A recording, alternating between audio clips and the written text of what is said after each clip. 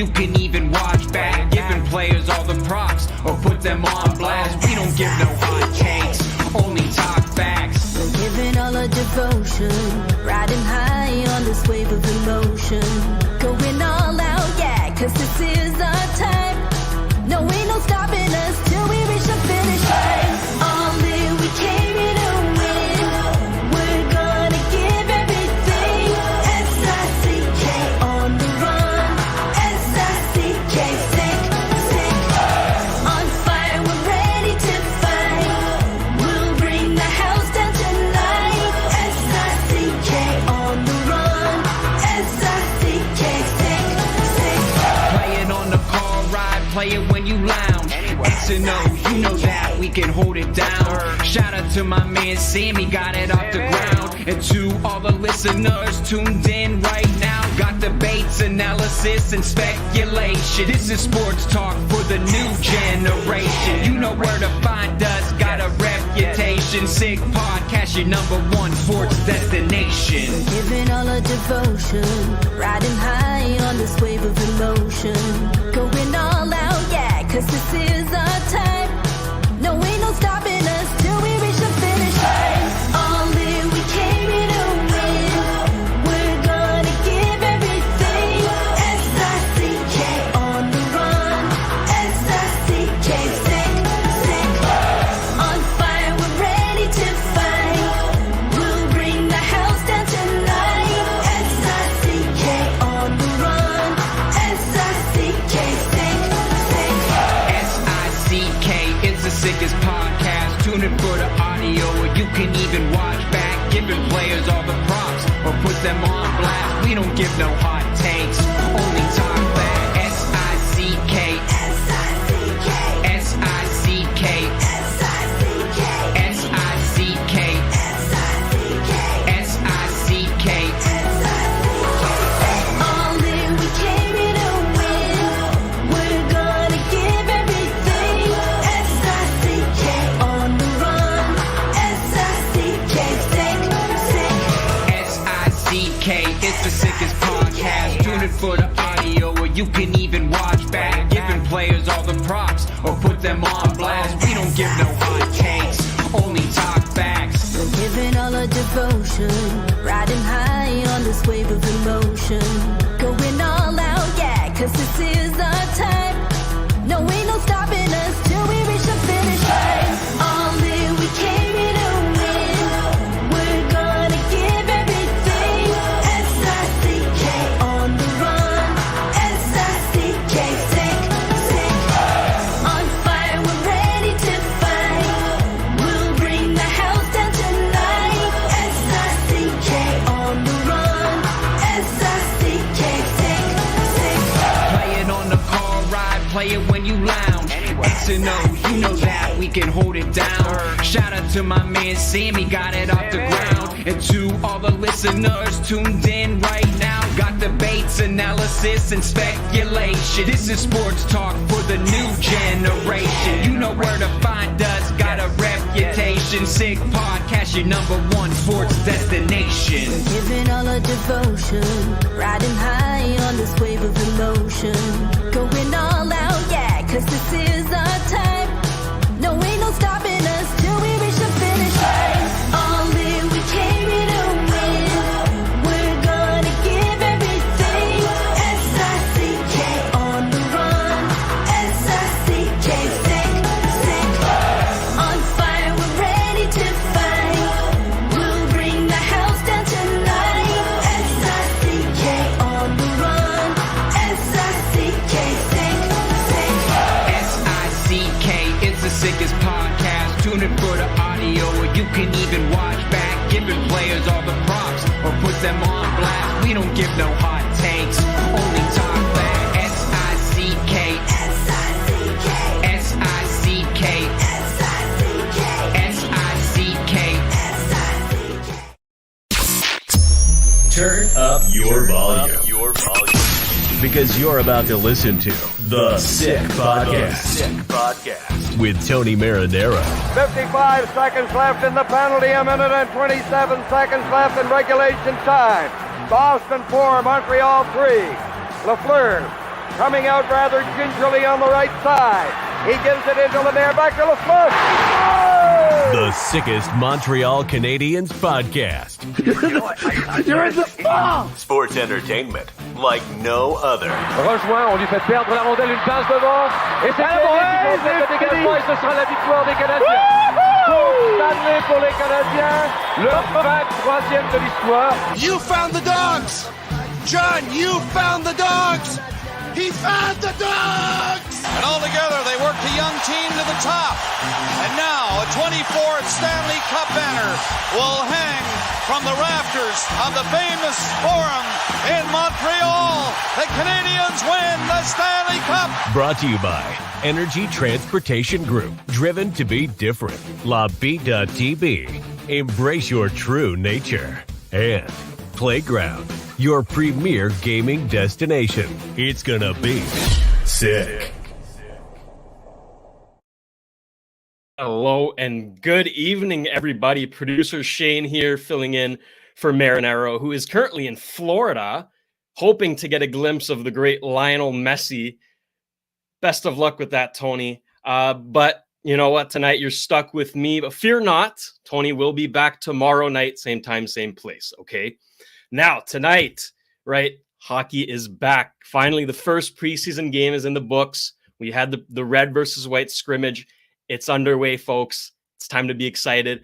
And to talk about it all, we're going to bring in a very special guest, a guy that you all know and love. But before we do that, we have to thank our beautiful sponsors who are responsible for bringing you this show, starting with Energy Transportation Group, who are a leading full-service logistics provider serving all of North America, driven to be different. Also brought to you by these guys, La Bittt at Tibi, brewed in Quebec, a winner of a dozen international awards. La Bittt at Tibi offers quality microbrewery beers made with a premium ingredients for everyone's taste. La Bittt at Tibi embraced your true nature. And last but not least, Playground. Experience the world-renowned poker experience with free food and drinks at their cash game tables. A bat beat jackpot that is closing in on $1.5 million, weekly promotions, daily tournaments, and unmatched customer service. Why play anywhere else? Located just over the Mercier Bridge, only minutes from downtown Montreal. Playground. So, hockey is back. And who else should we talk to than Grant McCagg from recruits.ca and the Sick Podcast, Recruits Draftcast. New episodes every Wednesday. Hopefully you're all subscribed. Grant, let's just dive right into it. You were at the red versus white scrimmage. You drove 5 hours to be there. So tell me, was it worth the drive? Did you have fun? Yeah. Well, 2.5 there and 2.5 back, just to clarify. But yeah, actually, it was the smoothest drive to Montreal yet. I've had a few clunkers, I have to admit. Yeah.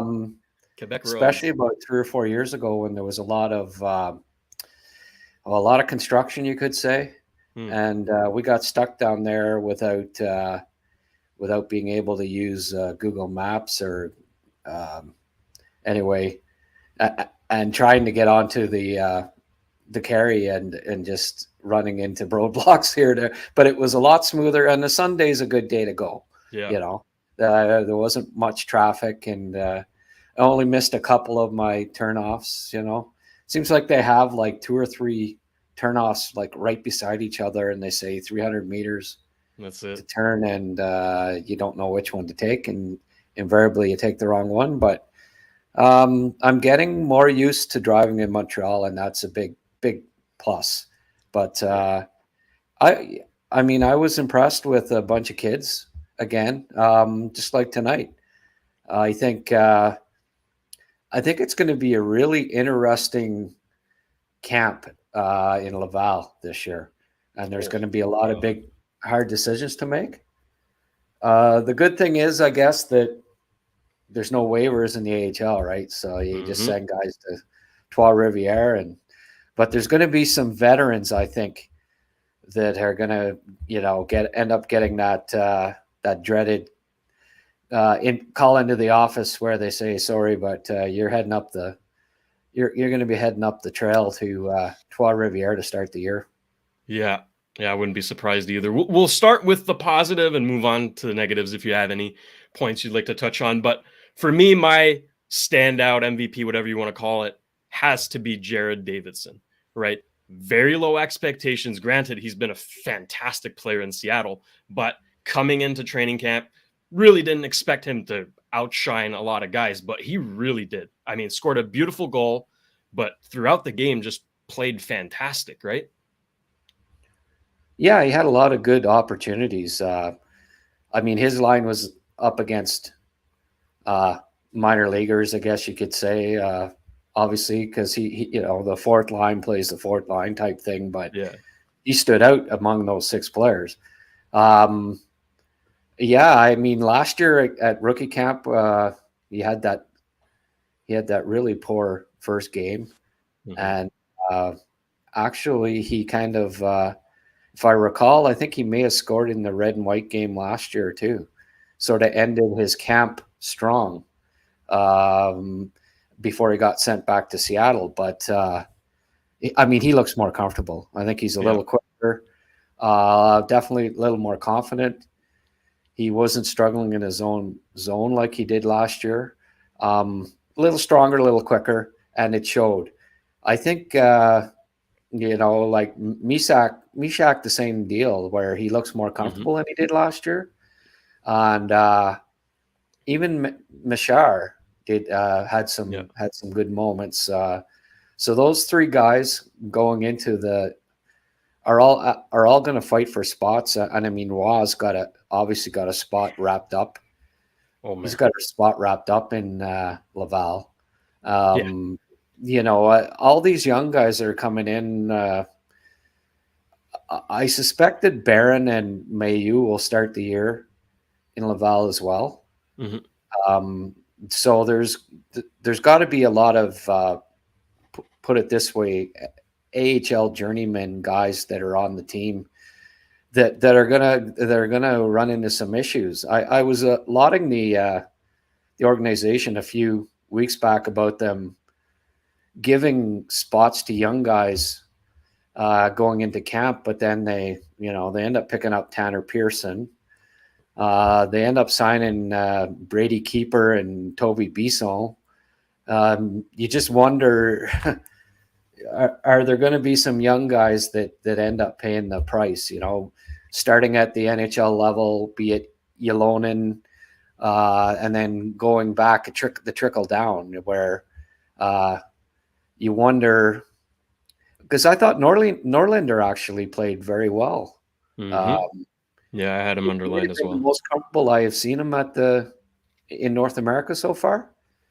And I mean, if his intention is to stay in North America, he's I think guys like Bisson, who they signed in the offseason, are going to. I don't think he stood out. He certainly didn't stand out as much as Norlinder did. No. And I mean, even beyond a goal, obviously, when a guy scores a goal, defenseman, you tend to say, oh, well, he played well, but he actually was comfortable with the puck. I didn't see any glaring errors from him in the defensive zone. He always did have good puck skills, and they were on display yesterday, but I thought he played better defensively than he had before. I think his skating might have improved a bit.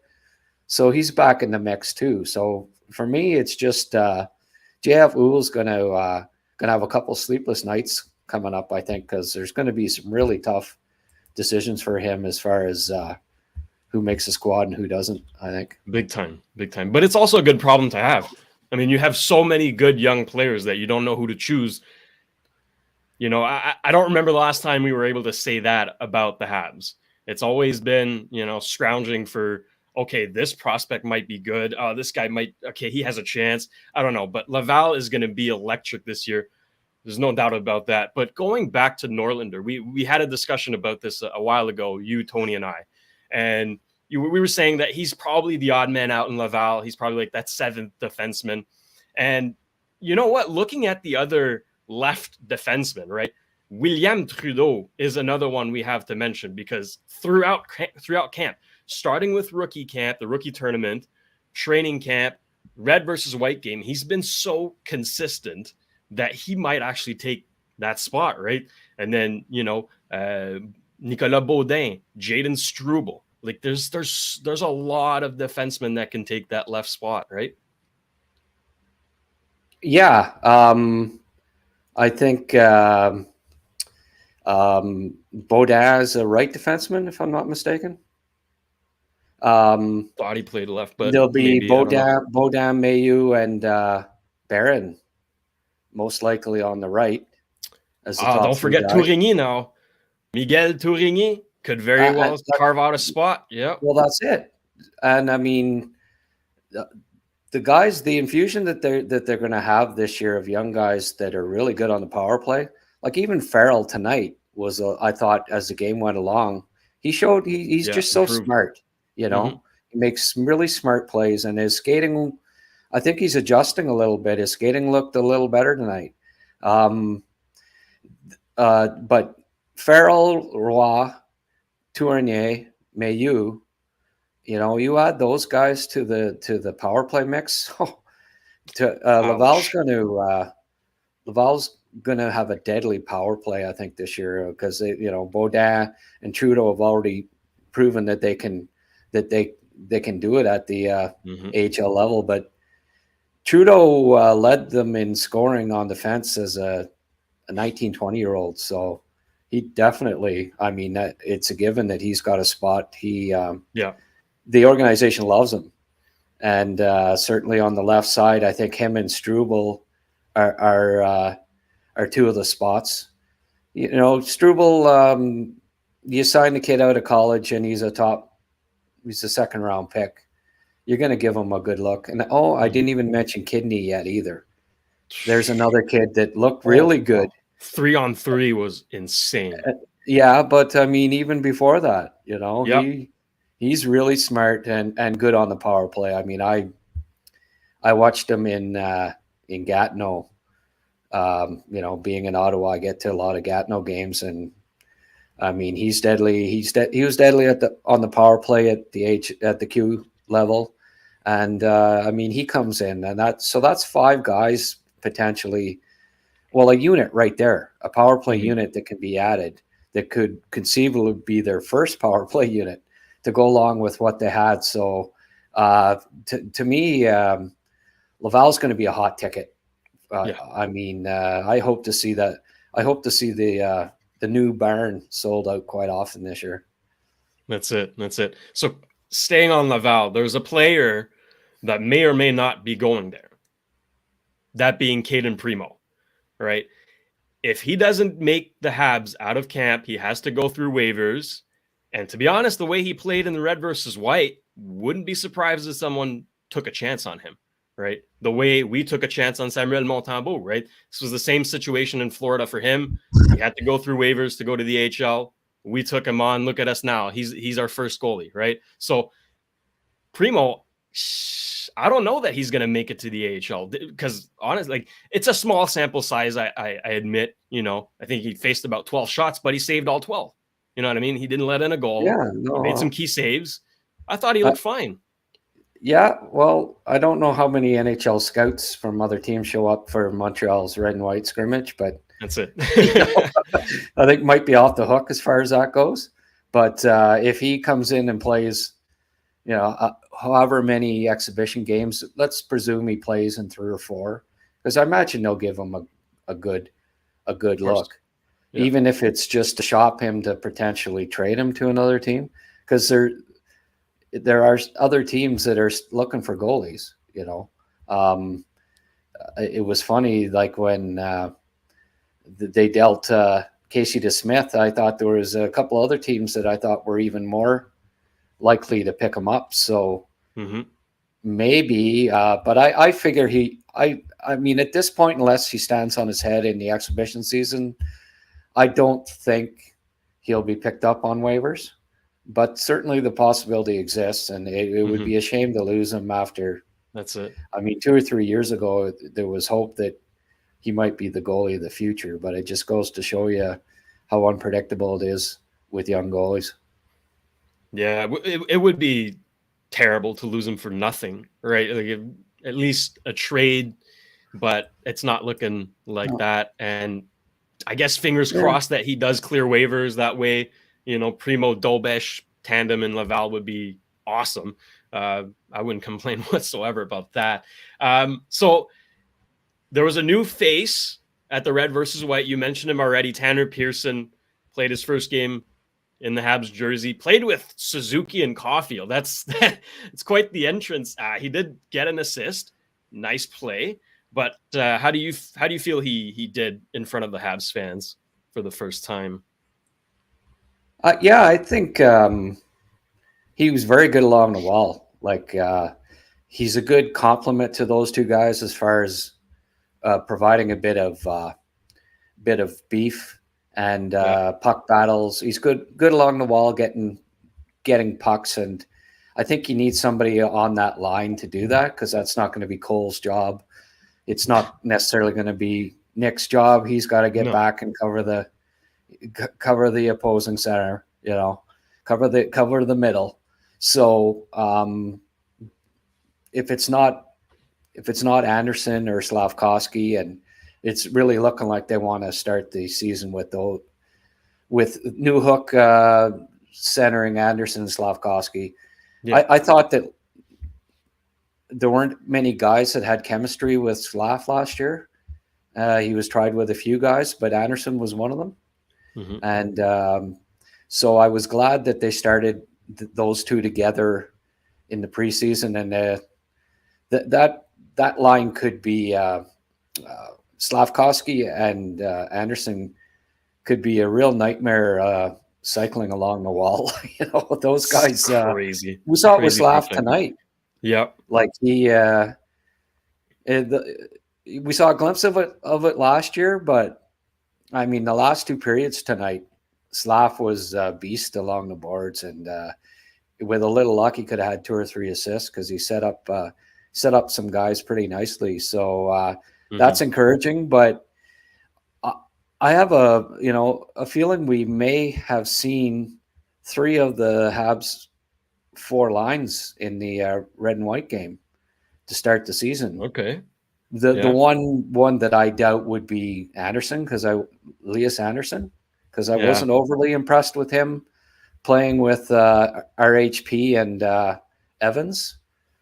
But I found it interesting that they had Gallagher with Doc and Monahan, who I think Doc and Monahan are going to be tied at the hip this year, because Doc needs I think he needs the mentoring of Monahan and a guy that can take up key faceoffs on the line one more year without him being a full-time center per se, before he does take that second line center spot for good.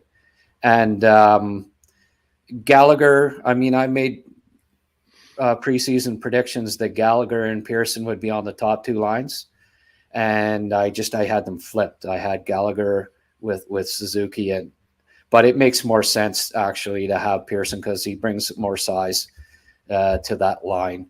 So I wouldn't be surprised if they start the year with Pearson lined up with Caulfield and Suzuki, Gallagher with Doc and Monahan, Slavkovsky, the trio that we saw tonight that's been together all preseason. And then Evans, I think it'd probably be Pizzetta, Evans, and RHP. The 4th line. But I mean, it's we're 1 game in, and we'll see. But Pearson brings some elements that I think will help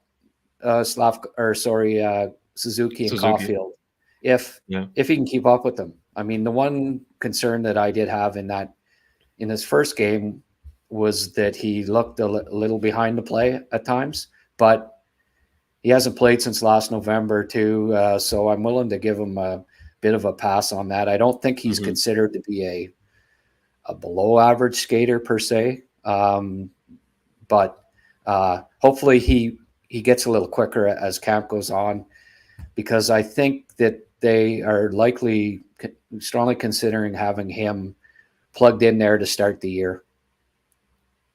Fair enough. I mean, if the plan would be to maybe ship him at the deadline, that's how you do it, right? You put him with the two best players on the team, make him look good, pump up that stat sheet.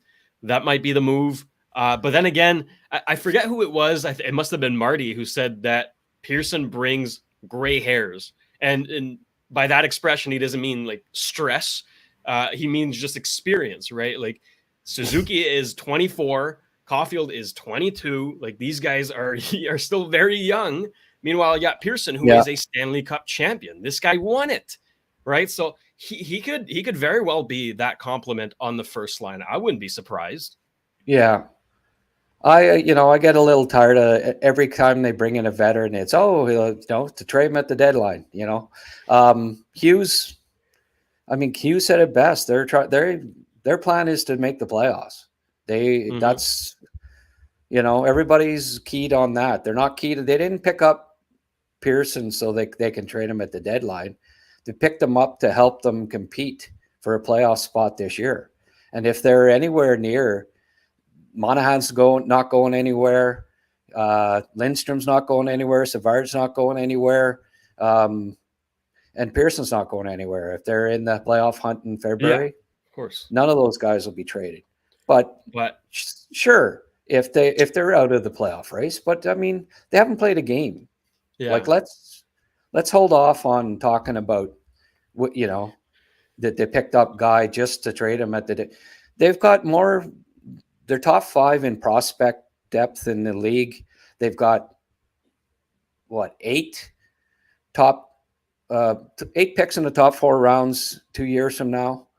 And every round, they've got more than 7 picks in the 2014 or 24 draft. So they don't need more draft picks.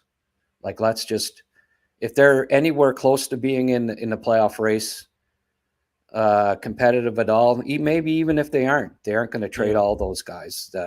If Pearson has a really good year and they think that they can help out for a couple years down the road, they'll re-sign him just like they re-signed Monahan, but yeah,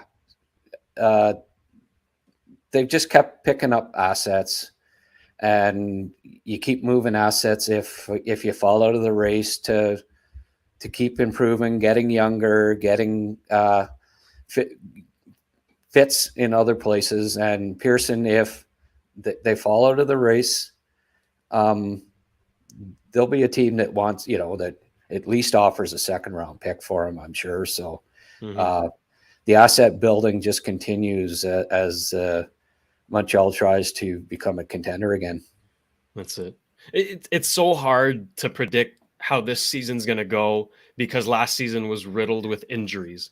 The lineup changed every single game, right? So if let's say we assume that they stay completely healthy throughout the season, I still don't know that it's enough in the Atlantic Division, right? Because Toronto's better. Like, as much as it pains me to say it, Toronto's better, right? Tampa still has their core. I think they're better. Buffalo's up there. I think they're better. Ottawa's up there. I think they're better. Florida is a question mark because Montour and Ekblad are out for a while, but I still think they're better because of Tkachuk and Barkov. Boston, center depth is not there, but they still have one of the best goal scorers in the league. Again, playoffs, we would need to go on a heater, like a heater like we've never seen before. Start the season off strong and stay healthy for a chance to make the playoffs. And that's when, like you say, we don't sell at the deadline, right? We actually try to make a push, but when you say all these teams are better, they didn't get better. Like every team you mentioned, with maybe one exception, isn't better. Like Tampa, they didn't get better, but Tampa's not better than the Habs. Tampa's not better. Toronto's not better. Boston's not better. So they're going to come back to the pack to a certain degree, I think. And I think that the division's going to really tighten up. And if the law of averages says that any of those teams come close to, if it's a reverse where Montreal is as healthy as those teams were, and any of those teams are as many injuries as Montreal did, they're not better. They won't be better. Montreal's got 4-5 rookie defensemen that they worked into the lineup last year. They're going to be better. Slavkovsky, he's going to be better. Not having 500 game injuries in the year, the whole team's going to be better. So, no doubt. Yeah. I mean, you can say, Tampa's better. Well, they have been better, but at some point they're not better anymore. And it's going to catch up. It's going to catch just up. Like, going into last year, you could, New Jersey fans could have been saying, well, this team's better, that team's better. Well, they were better, but were they better last year? No, because New Jersey made that next step with the young players that they had. The Jack Hughes had that breakout, If Cole Caulfield scores 40 to 50 goals like he was on pace last year, if Suzuki hits the next, 80 to 90 point, if Monahan is fully recovered and plays like he can, if Doc takes that next step, which I think he's going to take this year, if Slavkovsky's better, if Gallagher stays healthy, if Newhook can be a 20-goal scorer again, if those young defensemen get better, they're going to be as competitive as any team. Buffalo still hasn't. Every year they're supposed to be, and they haven't done it. So is it going to be this year? There's still a question mark in nets with those guys. They still have young guys that have to make the next step, just like Montreal's young guys have to make the next step. So, and then Ottawa, well, again, if they have injuries like they did last year, or like Montreal did last year, they get off to a slow start again, Montreal can compete with Ottawa for sure. So we'll see. I mean, if I don't make predictions, but if I did right now, I would probably not pick Montreal to be in the playoffs, but I know better than to pigeonhole them at this time of the year, because there's always a surprise or two. Last year, New Jersey was the big surprise. Will it be Montreal this year? Well, like I say, 5 rookie defensemen last year. Really good talent coming up. If they're healthy, if they get good goaltending, I know it's a lot of ifs. And of course, when you have a 68-point season and you want to make the playoffs, there's a lot of ifs. So if everything goes right, they're in playoff contention. So again, I'm always hopeful. I'm always optimistic. So that side of me leans towards don't count them out. Just like 3 years ago, no one ever predicted they were going to the NHL Finals. David Ettegi did, who was on the podcast. He stated at the start of the year. He did at the start of the year. He did. He did. Tony's you can podcast. Rewatch that show with Tony. Tony's podcast didn't even exist 3 years ago. I think he went on RDS or something. I forget the story, but David Ettegi, shout out to you. You did call it, but like you said, Grant, like I won't hold my breath, but anything can happen, right? Like you said, this is very unpredictable. But one thing is for sure, the Atlantic Division will give us some fantastic hockey this season. Is going to be very, very entertaining. So let's jump right into tonight's game, because we had an actual game. It didn't count, but it was a game. We lost to the New Jersey Devils 4-2. Not bad. I can't say it was a bad game, right? There's the Jack Hughes factor. This guy's just too good. A goal, 2 assists. Like, come on. He was doing whatever he wanted. But lots of positives to dissect. And first and foremost, we have to do the first line. Right? Slavkovsky, Newhook, Anderson. I think Anderson, we can both agree, was the standout tonight. But what about that line? Yeah. Like, are they set? Like, is that our second or third line this year? Well, it's hard to say, but I think they're gonna get a shot as the third line. They're probably going to try to match them up against other teams' third lines, because we saw up against Hughes, there were a few shifts there where, okay, well, this shows you why Slavkovsky and Newhook aren't ready to play, with Caulfield and Suzuki on the first line, because they'll be going up against Jack Hughes, Sid Crosby, Alex Ovechkin down the line. So you don't throw these guys right into the fire till they prove that they're ready defensively. Now, and again, like tonight, yeah, Hughes stood out, but Montreal had one top 4 defenseman, probably Gooley. Yeah. They had their third line was the first line. There may not have been anybody on the other 3 lines that's a regular in the lineup, with maybe the exception of Pezzetta. So, yeah, Jersey had Toffoli, Mercer, Hughes, who were all going to be top 6 guys. Montreal had no top 6 guys probably playing tonight. Yeah. They had Marino and Siegenthaler, who are top 4 defensemen for them, maybe even 2 of their best. Simon Nemec. Yeah, he should probably make the. He might make the team this year. I would say so. But they're pretty strong on that side. Like, don't forget, Dougie Hamilton, Hughes, and Marino and Siegenthaler are your top 4, right? And then maybe Nemec is in this year. Still got work to do defensively, but you always see that he's got confidence with the puck. He's had that since he was 15 playing against men or whatever it is. So, his goal tonight was a pretty fluky one, but it's terrible. It was. I think it kind of maybe took the momentum out of the game a little bit for the Blue Blanc Rouge there, but they acquitted themselves well. That line, I thought, got better as the game went along.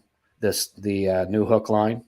I think both Newhook and Slavkovsky were doing a bit too much watching the puck, watching Hughes in the first period.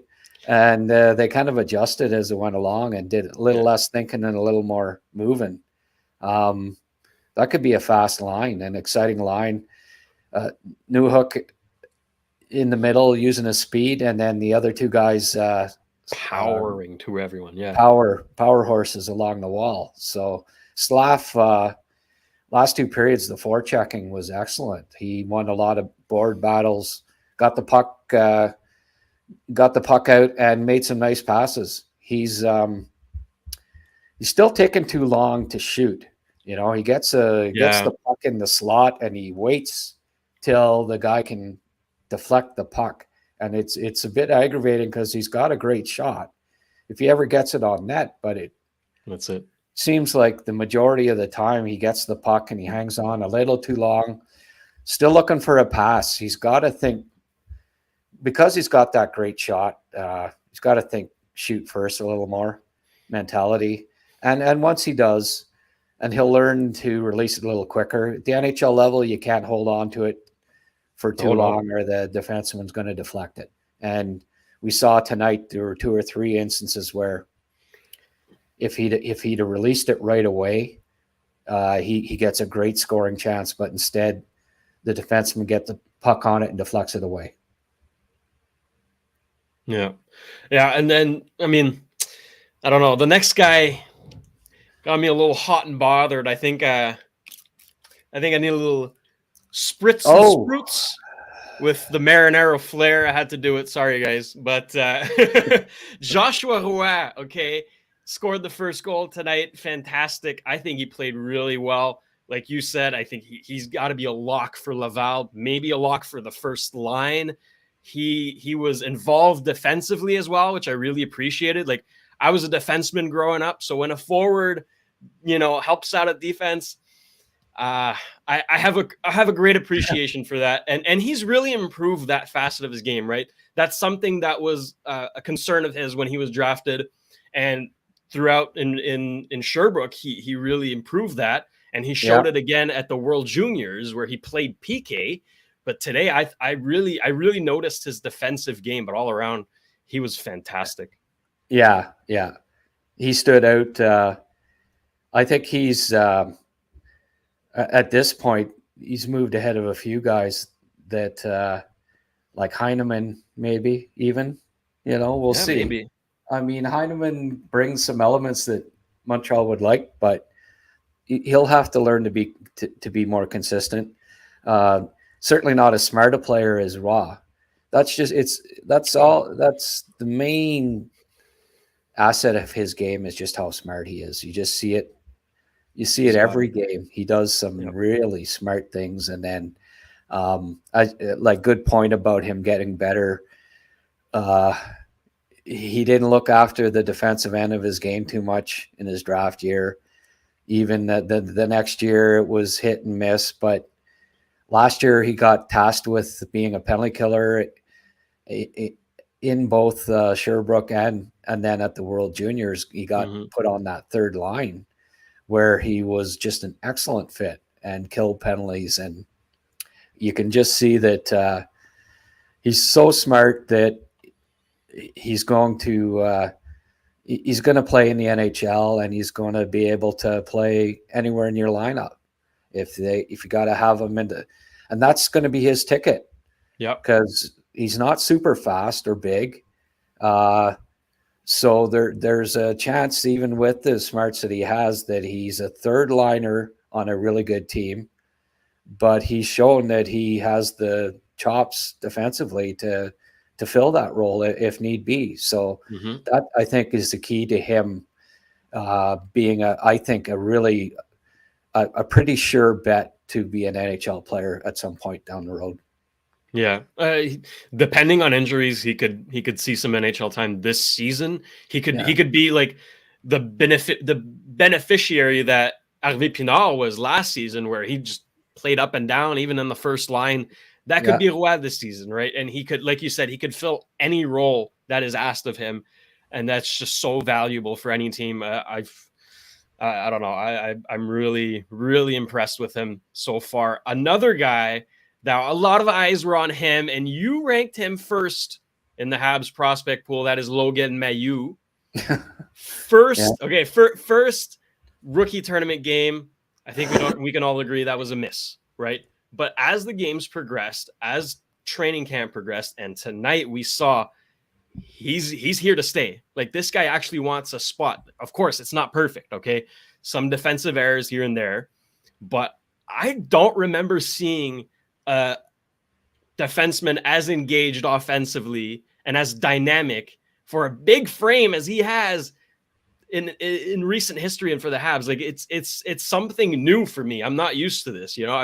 I've been a fan since about 2007, so I'm not used to it. Yeah. So you don't remember Sheldon Sore or? I was too small. Yeah. Yeah. Okay, you're that young, eh? Wow. Yeah. Well, we can't go back. Bring up the Big Bird or Sheldon Sore or he or Vladimir Malikov. Definitely before your time. Great skier in his day, Malikov. There'll be people will get that. Most of your viewers the viewers on Tony's podcast will get that because they're old enough. What were you talking? Oh yeah, Mailloux. Is it now? I think the French media and broadcasters are saying Mailloux, and Tony's saying Mailloux. I mean, all through junior, it was always Mailloux. I mean, did I miss something? This is like Reinbacher. Now you're saying Mailloux, so let's just get the record straight here. It's Logan Mailloux. It's anglicized. Yeah. It's not Mayette. Like if his name was Maillet, we'd say mail it. Mail it in, because he's from Southern Ontario. He's not from Terrebonne or wherever. So it's Mailloux. He does speak French though, but he is from Ontario. Okay. Yeah. And maybe I'm wrong. Maybe it is Mailloux. I even thought about texting him and asking him how he pronounces it. I'll do that when we get off the podcast, and hopefully he responds. So we'll see. Get the record straight. he'll probably just say, "I say hi, I'm Logan."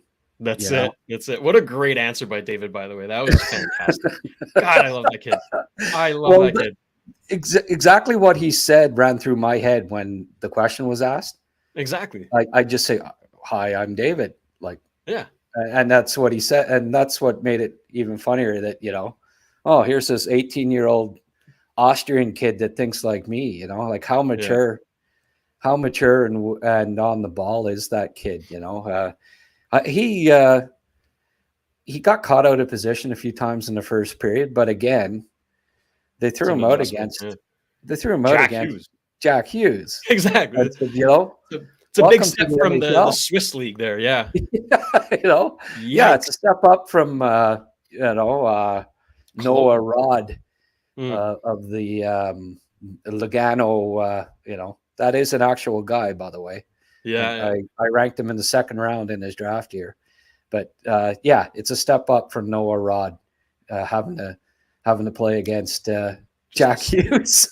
So he got better as the game went along too. I agree. Yeah. And picked up, almost had 2 assists.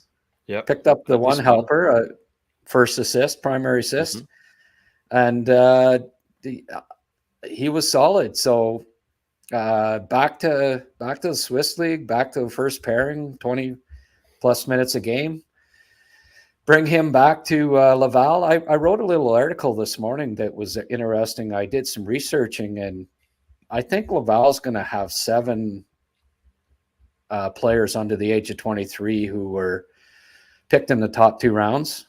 And I got thinking, it's been a long time since Montreal's had that. Yeah.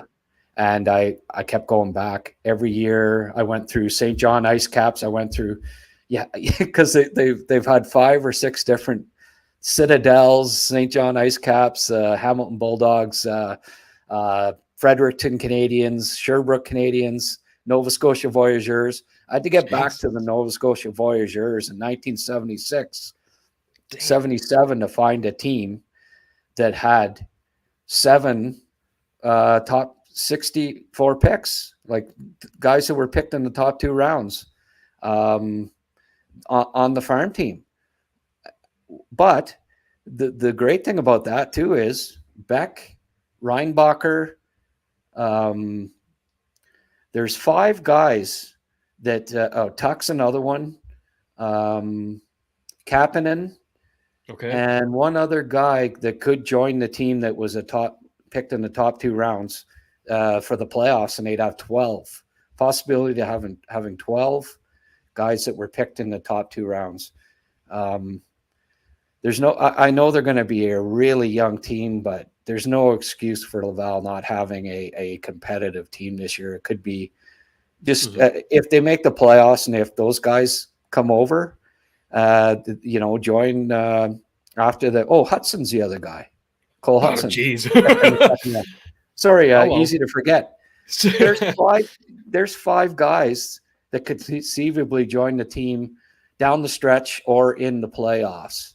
If they make the playoffs, man, the talent, there's not another team, AHL team, that's going to be able to match their young talent. And it's just exciting. It's an exciting year for the Laval Rocket. Yeah, no, I completely agree. Right. I really enjoyed David Reinbacher's game. He said, it's okay, guys. We can pronounce it Reinbacher. You don't have to do that German accent. Okay. Unnecessary, but I really enjoyed his game tonight. Very sound for an 18-year-old. It's very impressive. Like, he was smart with the puck. That's what stood out to me the most. He was reliable, and some people take that as, he's just reliable. You need reliable defensemen, and he already is one at 18. I like it. After years of watching Jordy Ben trying to get the puck out of the zone. Carl Alsner. Please, Grant, no. Stop. David Schlemko. Yeah, it's a step up on the right defense. I mean, within a year, Kovacevic has got to. He's got to wonder how I mean, bless him, he came in and he played a fairly regular role last year, but geez, he's got to really think that this is his last year being a regular in Montreal, at least, Unfortunate. I mean, it's almost a possibility that there could be 3 right defensemen traded within the year, and then it's 3 new guys altogether. Barron, I thought, was relatively solid tonight too. Yeah, I noticed like Barron and Mayu, it is really going to improve Laval's defense core, and because they're really close to being ready, I think, to play in the NHL. Barron's playing with a little more edge. I've noticed him using his body, and that was one thing that they were hoping that, because he's got decent size. He's 6'2", 200 or so. Just always has been a little soft for his size, I guess you could say. I don't know if soft's the right word, but just I know what you mean. Yeah. Not physical enough. And if he can play with a bit of an edge, he's got the skating, he's got the offensive skills, he's got the puck skills.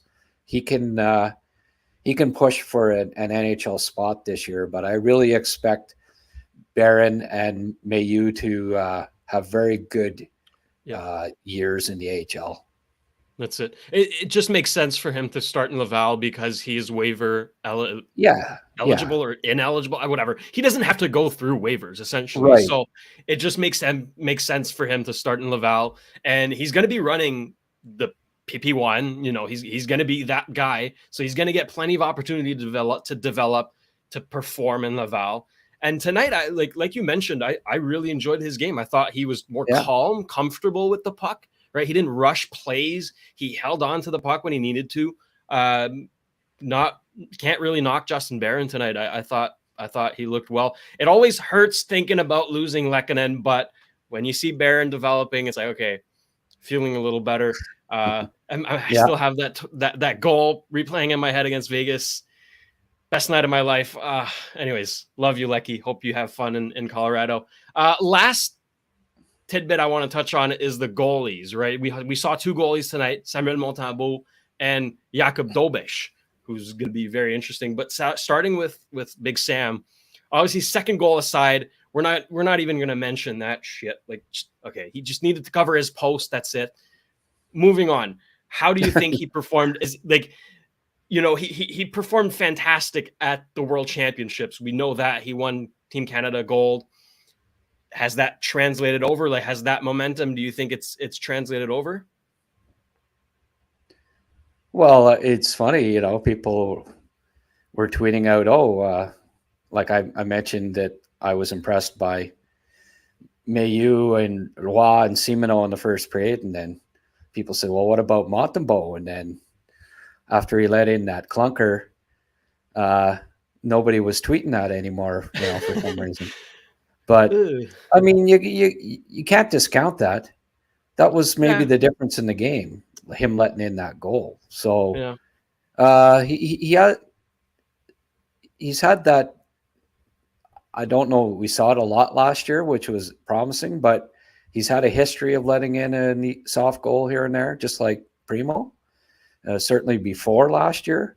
So you just hope that he doesn't revert to old habits and starts letting in softies here and there, because that's the difference when you're a team like Montreal that's in the bottom half going into the year. You're going to have above average goaltending if you want to contend, and they're going to need it. But I think overall he was pretty solid and really liked what he did at the World Championships. But I've seen a lot of guys through the years have a great World Championship and then turn around and not do much in the NHL the next year. So you can only put so much, take so much solace in that. I thought the big guy Dobiš, after the 5 goals against Buffalo, right, was the last time we saw him.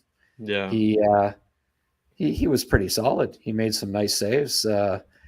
He's going to go into Laval, and if Primo clears waivers, which I think he probably will, he'll have a battle on his hand for the first, for the starting job, perhaps in Laval this year. So it'll be fun to see those guys, two big goalies with lots of potential, came through the USHL college, a lot of similar paths in a lot of ways. But Dobish, he's a wild card. It could take him a year or two, but there's NHL potential there for sure. I agree. He had pep in his step today. I don't know if it was nerves, but like he was moving. He was moving for how big is he? Like 6'6" or something? 6'5"? Oh yeah, he's 6'4", 6'5", and massive. He's a character. He's got a lot of confidence, and I don't think he's going to let that 5 goals against Buffalo phase him, because no chance. He certainly looked like he was over that tonight. He made some dandy stops, so that's encouraging. Yeah, and we can't really blame him for the goals that he let in, right? What can you do against Jack Hughes? Seriously, it's fine. It's fine. There's really no complaints to be had there. Grant, is there anything else you would like to touch on about tonight's game? No, I think we covered it pretty well, and as I see by the clock on the wall there, we better wrap it up pretty soon, or we'll be in trouble with Agnello. That's it. We got the Carol Arrows breathing down our neck. So with that, he is Grant McCagg from recruits.ca and the Recruits Draft Cast with myself every Wednesday. Go check it out. Go subscribe. Grant, thank you so much. See you soon. Yeah. Take care. Well, that about wraps it up. No, don't worry. Tony is back tomorrow. I already told you, okay? But thank you for tuning in tonight. It's been fun. And while I'm at it, why not? 1 spritz, 2 spruits for Tony. Hopefully you get to see Messi, my friend. And with that, thank you all. Have a great night. I'm producer Shane. And that's a wrap. Hope you don't miss us too much until next time. Follow The Sick Podcast with Tony Marinaro on YouTube, Instagram, Facebook, Google Play, and Apple Podcasts. The Sick Podcast is brought to you by Energy Transportation Group, driven to be different. LaBita.tb, embrace your true nature. And Playground, your premier gaming destination.